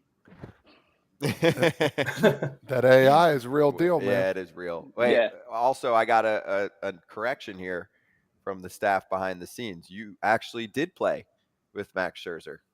Do you remember? Bad Is teammate. it an all-star game? Yeah. That counts. Oh, Yeah. man. That lived up to the hype in every way. I'm sorry if I got to go, but I got to tell this quick story. No, Seager was an all-star. So Scherzer was starting that game, and Scherzer's pre-pitch routine is the most incredible thing, and I won't get into all of it, but essentially Seager was like, you got to try and give him a high five because he will not high five people before he pitches, even in an all-star game. And I was like, well, how'd you find that out? And he's like, well, I tried it the hard way. And I was like, all right, I got to do it. So Scherzer goes through this crazy pre-pitch routine where he like lays his jersey out. He goes crazy to heavy metal music, and he's like getting into his Scherzer craziness. And he goes and he warms up, and I'm headed out to the bullpen while he's coming back to the dugout to start the game. And I'm like 20 feet away and already have my hand up, just a big smile, just like this, just waiting for him. And he just walks right by me and he goes, don't dab me before the game. And I was like, yes. So that's exactly what I wanted. So that lived up to the hype in every way. That is awesome. Kratz, that's got you written all over it. That is definitely something you would have done, no? Yeah. I would 100% have stolen his hand and slapped myself in the face with it. Like, come on, bro. You can give somebody a high five. Do you feel like you would have been better if you would be more Scherzer in your starts? Do you think that's something that you need? No, exactly. No, it'd be fake. It'd be fake for me. Like from guys like him and Kershaw, it's real, man. They have to go to these dark places to compete the way that they compete. I mean, they've been so good for so long. If they give up 2 runs, that's a fail, in their book and in their fans' eyes and their fan base's eyes. Versus me, if I give up 2, I'm going to the bars after and celebrating with anyone that wants to come. So it's just like different. Completely different where they have to go competitively versus me. It'd be, if I did that, it'd just be fake. It'd look stupid. Everyone would realize I'm just being weird. That's funny. I like it. Hey, Ross, that was worth the extra minute there on the story, dude. Appreciate you as always. Keep doing your thing with San Francisco. Keep the winning up for the boys, all right? All right. Appreciate it, guys. See y'all next time. Thank you. See you next time, Strip. Or what did you call him now? Rossi. Yeah. Well, which, sometimes every host has their moment that there is. Who's Rossi in baseball? I have no manager. Clue. Cubs. Oh, David Ross. He goes by leeway. Rossi. No, you don't like it? I don't know him. I don't call him Rossi. Everyone calls him Rossi. Everybody calls him Rossi. Yeah, Grandpa Rossi. Yeah. No? You guys haven't heard nickname. That? Come on. Yes. You got to meet him. You call him Rossi. Have you didn't play with him, Kratzy? No. 2 backup catchers? No. All right. Anyway, let's get to Mr. Ross because the Cubs actually won yesterday on Tuesday, despite his comments post game, if you just saw his comments, you'd be like, oh man, they definitely got screwed. He thinks they got screwed, but they actually won the game. So it's time for your baseballer viral hit of the week. There's some of the pitches that got called today just weren't even close. And so it's got to be better. You know, they're closing the roof to get rid of the shadows late. There's a lot of bullshit that went on today that just was really frustrating. Are they allowed to do that? I fucking thought it was horseshit. I don't fucking know. Can we play that again? Yeah. Just run that on Wow. loop. We could. Can we actually play it again? Can you run it again, Jay? Just hit the button one more time. There's some of the pitches that got called today just weren't even close. And so it's got to be better. You know, they're closing the roof to get rid of the shadows late. There's a lot of bullshit that went on today that just was really frustrating. Are they allowed to do that? I fucking thought it was horseshit. I don't fucking know. Can we do that every time? Man. Every time. AJ, how many bullshit post-game interviews from managers where, and just in general, I mean, part of what we like to do on this show is call guys out if they're giving us cookie cutter. Even Kratzy did it for a sec when Strip was talking about the Giants moves. I can't stand like we'll go get him next time. We had some tough breaks, blah, blah, blah. Like those are the fucking answers that we need to hear post-game from a manager if he's pissed. Even if people don't agree, that's real life what he's saying post-game. No, he was real, and he was upset, but I think it had more to do with just the game. They won the game. I think they lost 6-0 or blew a 6-0 lead 2 nights ago, and then they blew a 4-0 lead. They won the game, but there's also a call in there that they reviewed, and he got the call. So when he's calling all these cuss words and cussing out everybody about some things, you might want to call New York and thank him, because there was a play at the plate where there's an angle, I think we have a picture of it, where the catcher didn't have the ball in his glove and they called him out, and they probably could have changed the ruling, but they didn't. So Rossi, you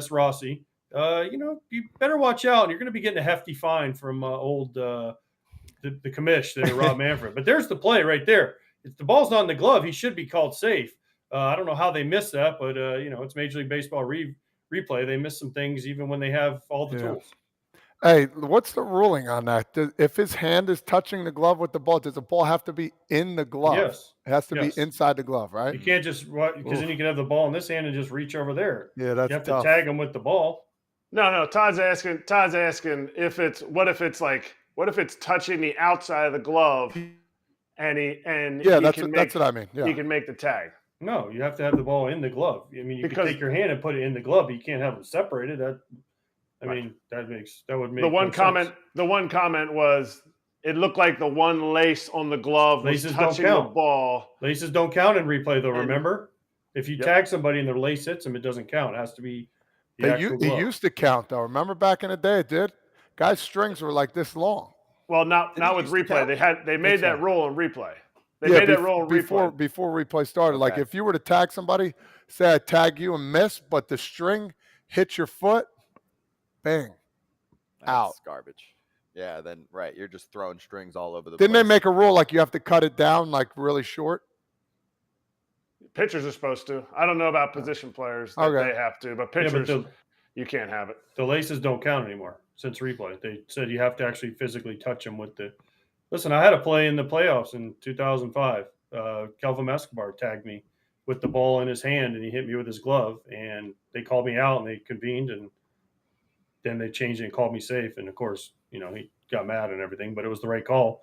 But yeah, they did. You have to have the ball physically in the glove, and you can have it in your hand, but it has to be in your glove.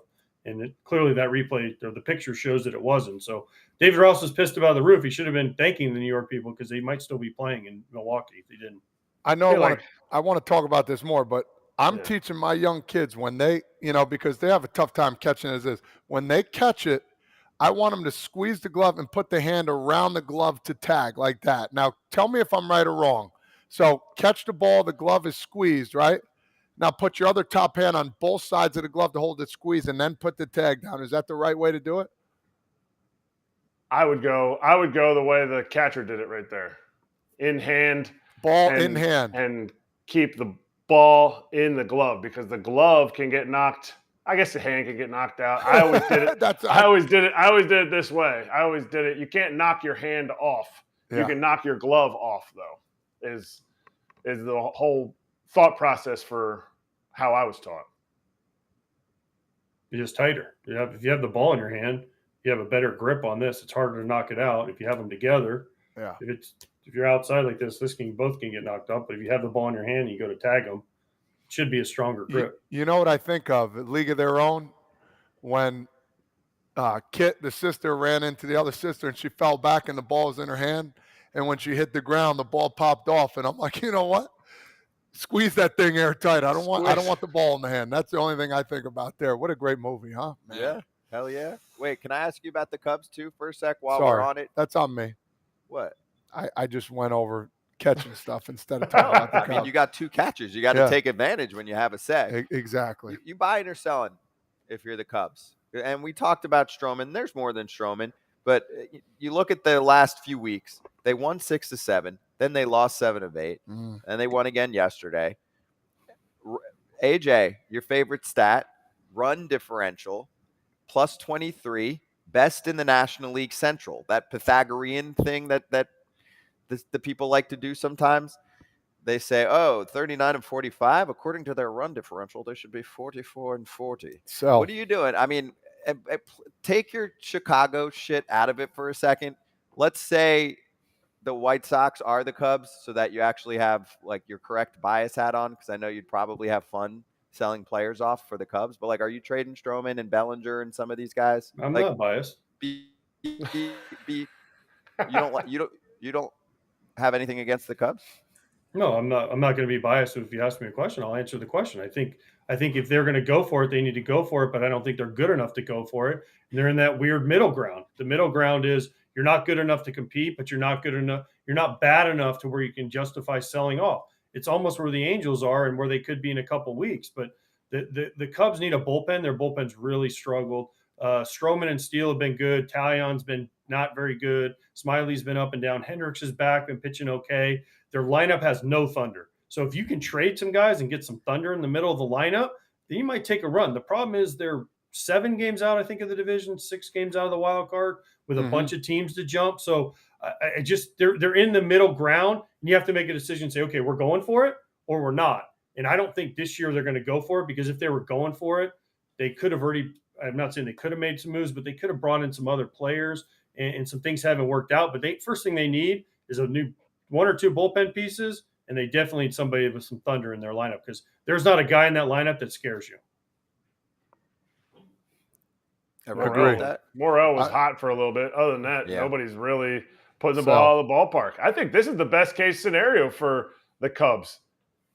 They're clearly showing that they are not as good as their 6 of 7 wins. They're more of like just a tick below 500 team.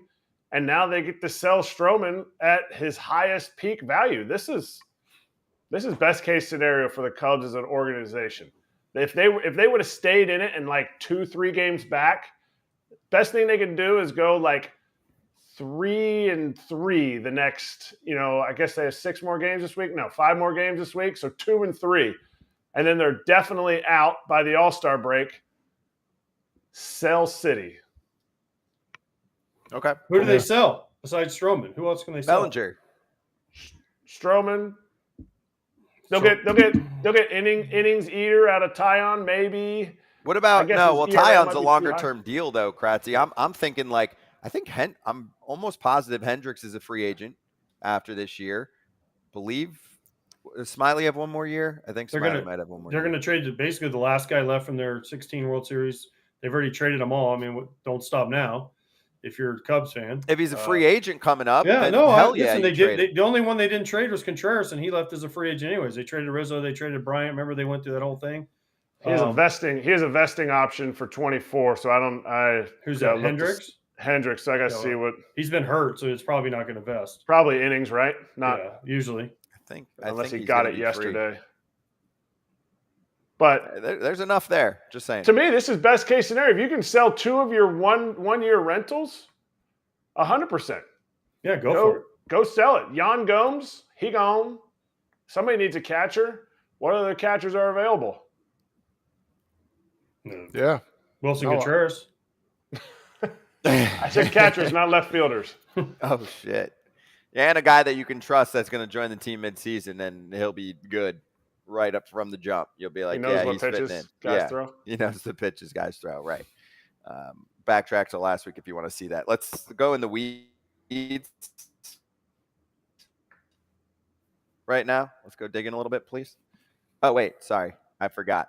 Baseballer.com, please. BSBLR. They just launched some merch, too. They dominate on socials. Our friends putting out some sweet shirts, hats, and the rest. We'll sport some of them coming up, too. But check that out right now. BSBLR.com. Congrats on the merch launch. And now, let's go in the weeds.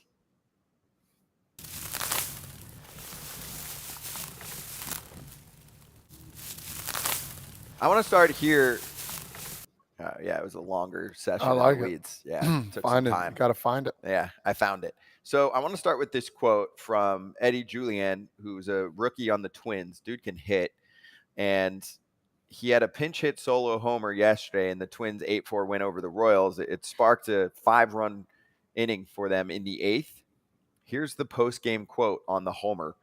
And I was like, all right, this is very similar to Eugenio Suarez talking about how he was in the bathroom and then eventually, he comes out and wasn't ready for the AB, but it turned into a Pete Alonso poop homer story. So ready for this one from Eddie?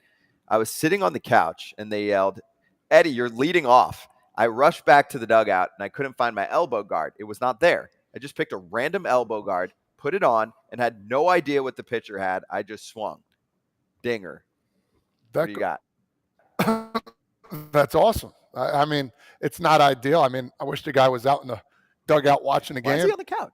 I don't know. I'm not really sure about that whole thing. I thought since a new day in baseball that doesn't happen anymore, but I guess it does. But it's pretty cool to say that he had no video. He had no clue he's facing. He didn't see one pitch.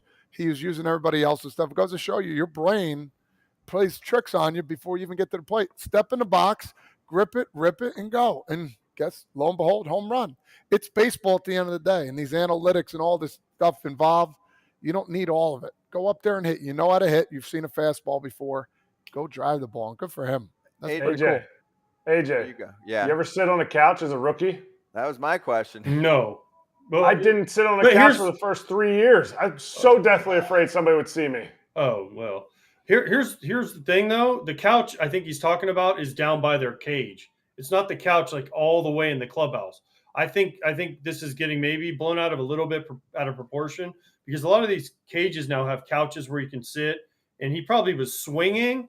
He just probably didn't know he was going to be up that soon. I don't think he was just sitting on the couch having bonbons, like relaxing, watching the game on TV. I think he was in the cage probably moving around. And so when they say on the couch, I mean, they're not yelling to him. If you've been to Minnesota, the clubhouse is way up. So you couldn't yell from the dugout and say, "Eddie, you're hitting." I think he was on the couch right there. And they said, "Eddie, you're hitting." And I just think he lost track of the order where they were. And he just, listen, it's awesome. I'm all for it. Because as a player that had to pinch hit a lot, I tried hitting a lot. I tried not hitting at all. Sometimes not hitting works. Sometimes hitting a lot worked. And sometimes you just come off the couch, you take a swing, you're hungover, and whack, you hit a home run. Not saying he was, but in personal experience, you go up there and you hit a home run, and that's it. Your day's over. Yep. Solid. I mean, it's chicken and beer gate. 2023. You're crazy, man. We had Lester on Legends territory. He said it was blown out of proportion too. So I don't give a shit. He hit a homer. Great. I might. The superstitious dude in me, Kratz, goes, "Can we try that again? I just want to see if it works again." All right. Oh, you got it. Hot hand. You got to ride it, dude. Get on the. If we know he's pinch hitting, get on the. You would do this. Yeah. Eddie, get on the couch tomorrow. Stay there. Okay? Same we'll spot. let you know when to get up. In the 8th, you'll get up and you hit another dinger. Just like AJ said. AJ said it perfectly. I pinch hit. I felt like my whole career was a pinch hit. You go in there and you're whacking in the cage. You're like, "Oh, man, I feel good. Let's go. I know I'm up."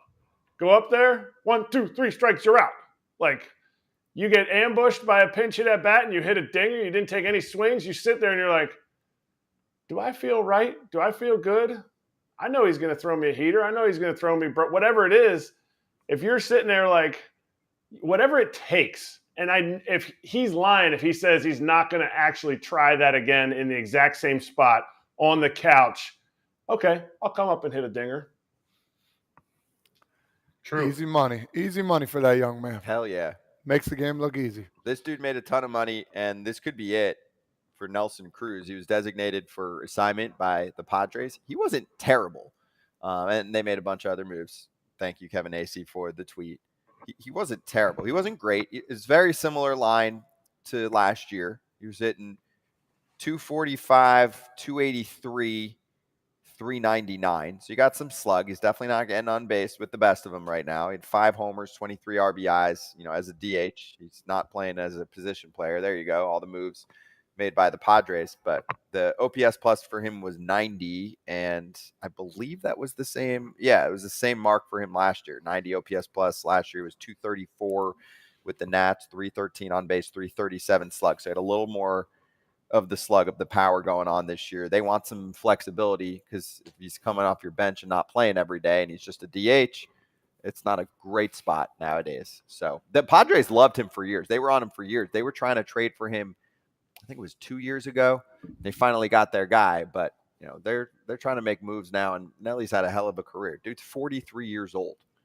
Solid, dude. I mean, I don't know what else to say. I mean, I liked him the whole time. I know he had that stint where he got in trouble. PEDs. What was PEDs? Yeah. I didn't want to say the wrong thing, like the wrong name or whatever He was. He but was in the 99% sure biogenesis. There you but go. No, he was not. No, he was not. It was not biogenesis? All right. It Well, was that's why not. I I left was the on 1%. I was on the team. It was 2013. We missed the playoffs. We went to game 162. We missed the last 40 games. It was not biogenesis. He said he had a parasite and he took steroids to get rid of the parasite. Well, there you have it. But now, I mean, is that true or not? I don't know, but I know. I remember the day he told us, and I'd never been so disappointed because we had a really good team in Texas that year. We missed the playoffs. We won game 163. We lost to David Price, and if we would have had Nelly Cruz, we probably would have walked our way into the postseason. But listen, people make mistakes. I get it. It's just hard when Nelly Cruz is one of the best dudes in the world. But you know what happens? The end comes for everybody. He was brought in not for his numbers. He was brought in for his leadership. I promise you. Yeah, they hoped he'd hit some homers, but they wanted him to be a leader in that clubhouse. And the clubhouse is kind of people are saying it's not the greatest, but we don't know how true that is. We're not there, but just who else are they going to get rid of? They needed to make a move, and he was kind of the only guy that's not signed or not a young guy that could option out. That was biogenesis. I just looked it up, but it was the same situation going on there. I don't think he failed a test though. I think it was the biogenesis. He did. No, he failed. Oh, he failed a test. Okay.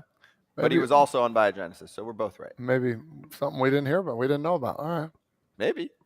Yeah. But either way, yes. Either way, I'm probably wrong. I'm probably wrong. Solid dude. Off the field too. I liked him to death, and just you said it. And when your time comes, your time comes. That's it. They're trying to do other things, and there's nothing else you can do. The business part about it gets you to as well. So leadership is definitely a role he belongs. Any team would take him for a leadership role. That's why the Padres wanted him so badly. Yeah, they wanted a guy like that. And who picks him up? Does anyone pick him up? Is he still going to go ride it out? Yankees, Mets. Who needs a DH? A 43-year-old DH? Those guys are kind of gone. If you don't produce, those guys are gone because they'll fill your spot with a young prospect and make the organization look good by bringing up somebody. Him and Votto are like the last. I mean, how many 40-year-olds are there in the game? Bertil, him. Yeah, Hill pitching. I'm sure there's Votto. a handful. Verlander's right there, right? Yeah, should be. Yeah, they'll be. Right, Yeah, 39, 40. 40. Good run. Yes, it was. Next up, where are we at with Ronald Acuna Jr. right now? So sky high. You can brag for a sec because he's on pace for close to 80 swipes. He has a shot. He's on pace for at least about 40 homers. And his pace, I think the last I checked for stolen bags was in the high 70s. Dude has the potential for a 40-80 season. Fuck 40-40. 40-80. Oh, I just the numbers he's putting up. Remember, Chipper Jones said it the other day. He's the best baseball player. I don't want to misquoted that he's ever seen, or what did he I say? think on the Braves. On the Braves. Are the best Braves baseball player he's ever seen. And all around talent-wise, Yeah. I mean, maybe not lagging as many years. The most as you talented, might want, but and he's proven it right now, man. His swing is so smooth, like he brings so much force, but it's so like effortless. Erik, it's hard to explain. His swing and his bat path, it comes so hard, but it looks so smooth at the same time. And boom, right off the bat, it's going to be. He hits balls hard, man, and it's just fun to watch. Yeah, when he can drive balls to the opposite field, with the way he does, I thought he was kind of a different hitter when he would sit on breaking balls and hammer them 450 feet to right center. Like, that was crazy to me. Now he's catching up to heaters too. I think he could catch up to heaters before, but I think now he's hitting both. It's incredible. And I think Dave O'Brien said it the other day. He was like, if he does this for the next 5 years, he's going to be the best Atlanta Braves hitter that I've ever seen. Well, I have a hard time believing he's actually doing this for an entire year. So I have an even tougher time believing he can run this much for 5 more years. But it is incredible what he's doing. To get over 70 bases, we made fun of Todd incessantly. And I did it, and I was the ringleader of it. If he gets over 70, he didn't do it yet. Relax. And that's what I'm saying. It is still a long way. There is so much. Ask any base stealer. Stealing bases is wear and tear. Ask me. What was your high? You had a 20 bag season, right? That's what I said. Ask me. You ask any base stealer. Yeah. What was your high? 20. You know what your high was. 20. 20 exact? Yeah. Were you more tired after that season than any other season? Yeah, I was exhausted. I'm usually always exhausted. So. Yeah, but here's the thing. Okay, so Acuna's currently at 41. He's got 2 horses in this race. Because Topfather just said someone's hitting 70 plus. Mm-hmm. Ruiz is at 42. He's leading the league. So even if Acuna ends up slowing it down or has to miss some time, because he does, miss little stints here and there. You know what's going to hurt me is if they all of a sudden their lead grows more and more, they're going to give him time off. Mm-hmm. Erik, don't shake your head. That's not nice. Yeah, but Ruiz isn't going to get time off. It's going to be the only thing you're following in Oakland. But I know, understood. But I'd like to see Ronald do it. Yeah. That's it. That's all I got on that one. No, I'm with you. But to me, is he the number one reason, AJ, why the Braves are this good right now? Or would you say it still has to do with like Sean Murphy being added or Marcell Ozuna resurrecting his hitting profile? What do you think? It's a total team effort. Their whole infield is in the All-Star game, but Acuna starts in the first inning. That's a dude that if he gets on base, you look at his numbers the first inning, they're ridiculous too. So power, stealing bases, getting on base, their numbers in the first inning blow every other team's numbers out of the water. And I remember seeing this kid when he was like 16, 17 years old, my last year with the Braves in spring training. They had Riley and him, and in our one of the hitting guys for the Braves, Greg Walker, said, "Hey man, I want you to check out this guy, Austin Riley." And they were hitting in a cage together on the minor league side. So I walked over there and I was like, "Damn, that Riley kid's good, but who the hell's this other kid, Acuna?" And they're like, "Yeah, where do you see that guy play?" And they were right. Both those guys are studs, and Acuna turned out to be even better. But man, these dudes are impressive. And yes, Acuna, excuse me, is the best player in the National League right now. Most exciting for sure. The one other thing, Kratz, because we talked about it at the beginning of the year, he used the injury as an excuse last year. He was fucking right. Mm-hmm. He was right. The injury was a good excuse. Sure, there could be other things as well, but he said it consistently. My knee's not the same. Some guys hide injuries. Some guys probably use them as an excuse. Fair to say that he was on point to be like, yo, my knee is not the way it should be right now. And you can see what it looks like when he's intact. He was very much on point, and I was very much against the whole my knee hurts kind of thing. His effort when I went to go see him play in Atlanta when I was with the Phillies doing stuff was below average, and I was off on it. I was like, that's like you need a little bit of a better effort. Well, the effort was because his knee must have hurt, and he clearly shows that he has this otherworldly ability to do what he can do. But I would contend that if you take him out of the lineup, the Braves are still the Braves, which is crazy to say that you take a MVP out of the lineup, but it is such a stacked team that I think the Braves are still the Braves without him. Well, I totally disagree with that. The Braves are not near as good without him, and he needs to be 100%. And the other thing is, you have to understand about Ronald Acuna. If you talk to people inside the Braves organization before, he's grown up a lot before the injury. He had a little bit of a dog reputation where he wasn't the hardest player / worker. And you saw some of Freddie Freeman's things that he said when he left, and they kind of had a little back and forth. And I'm not picking on the kid, but there was a little bit of, can we trust this guy with the franchise? Well, he's turned that all around because he's changed. Whether he's grown up or he's changed his work ethic or what. But right now, I mean, you'd be hard pressed to find a guy, Acuna, Ohtani, that you'd want to start a franchise with first. Go ahead, say it. What were you going to say about the deal? You could say it. No, I just said he's cheap as shit right now. Yeah, he should be. $17 million a year. He's a top player in the sport. Imagine what he'd be making if he, didn't have the deal he had right now. Yeah, but you can say that for a lot of the Braves. Albies, you can say that about him. He signed a worse deal. Riley, I mean, they're smart. Anthopoulos is smart. Yeah, you're going to say that about Sean Murphy too. Yeah, Olsen, you could probably say that about Olsen. You might say it about Strider coming up soon too if he keeps this up. Eric, to your point, I think I would agree with you on that. I still think they'd be a really good team. I don't think they'd be as dominant, but I still think they'd be a pretty good team. I still think they're up by 5 games in the East without Acuna. Yeah. And 4 games is a ton. I'm not saying that. The Braves are a juggernaut. But he's the engine.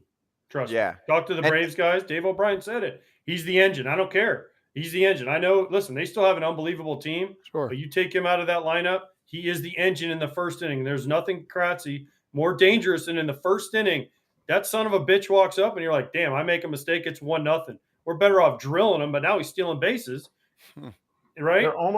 They're almost averaging 0.3 more runs an inning. I mean, 0.3 runs in the first inning than any other team. They have like 1 point. And the biggest thing for me. Go ahead. No, go ahead. I lost Kratzy for a second. No, you're good. Go ahead. I was just going to say this. The biggest difference for me with the Braves offense is the swing and miss. This is a lineup that had a little more strikeouts in them than you wanted to see from a contender until this year. Now they're one of the better contact teams in the league. And when you have contact and slug, which the Astros did well as an offense for years, right? They did that so well for years. They had the balance of contact and slug. The Braves have it right now. And Acuna's cut down his K percentage significantly. So sorry to cut you off there. I was just so excited about it. No. You're 100% right. I just have 2 words to tell everybody, including AJ. Kevin Seitzer. It ain't him. No. Talented guys is what it is. It's called talent. No, you're pissing people off, AJ. I actually clapped back at people on Reddit. They were like, why is he being mean to Kevin Seitzer? One day we'll have a show about why Kevin Seitzer is not my favorite coach in the major leagues. Okay. Could we bring him on? I mean, if you want to see him get annihilated on television, sure. Oh, shit. Let's go. I'll take Kevin on this one. Okay. I'll text him. Yeah. Okay. All right, let's do it. I got 2 words. Slap hands.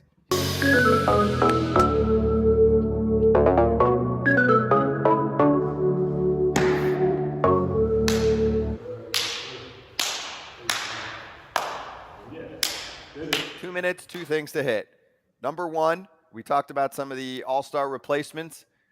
Nobody did it better than David Bednar, who replaces Clayton Kershaw and leaves him a little thank you because the Pirates are taking on the Dodgers. So he left beer for Kershaw in the Dodger dugout after finding out he was replacing him, and a little note, like giving him some of Pittsburgh's finest. I don't know what beer that is, but that's good stuff. Iron City. Come on. Iron City. I can't see it, and I can't drink regular beer. Iron City. What if Clayton Kershaw, what if the whole Jason Kelsey thing, he said the only time he's ever lost to anybody in a beer chugging contest was to Nick Foles, which I think was a funny comment. What if Clayton Kershaw was like, could just bong a beer like nobody's business and we didn't know? Like Stone Cold Steve Austin. Goosh. You don't get that. You don't get that vibe from Clayton. I'd love to see it, but I don't get that vibe. You never know. I don't think he's a drinker at all, actually, if I can remember correctly. But I'd love to see it. And home run picks. Who's hitting a dinger tonight? Who wants to start?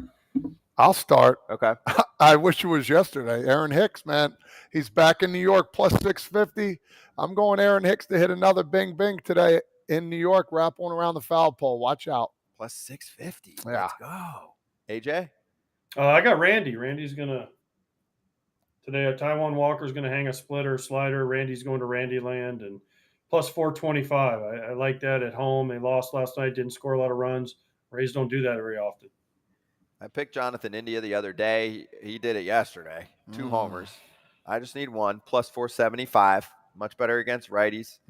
Most of his pop against righties. So, Jonathan, keep doing your thing. A little bit of streaky pop in him, so let's see him get it done. Kratzy, you're last since you're the hottest better on the planet right now. Jose Ramirez. Jose's just he needs to just get a little heater that he's going to just turn on. Short arms. Appreciation station. Plus 375 for the boys. Boom. But he's facing who? Oh, Soroka. Heaters. Yeah. Heaters. Yep. Hopefully it doesn't sink away from. If it sinks away from him, he won't get it. I need one of those flat ones to stay on plane for my guy. Let's see it. Hit the music. Good day. Good day. Thanks to Chicken Strip for joining us. And our dude Ken Rosenthal. We got a normal week the rest of the week, the next couple days. And then some of us, heading to Seattle. We'll announce a lot more going on schedule-wise. But just for your brain calendar, Sunday night, we are live on this YouTube channel. Monday afternoon, live here. Tuesday afternoon, live here. Tuesday night, screw the audio of the game. No, it's fine. You can listen to it. But if you want to listen to us while watching the game, also, we have that for you here. All the details coming soon. Tell your friends. FT Live back on Thursday. Bye.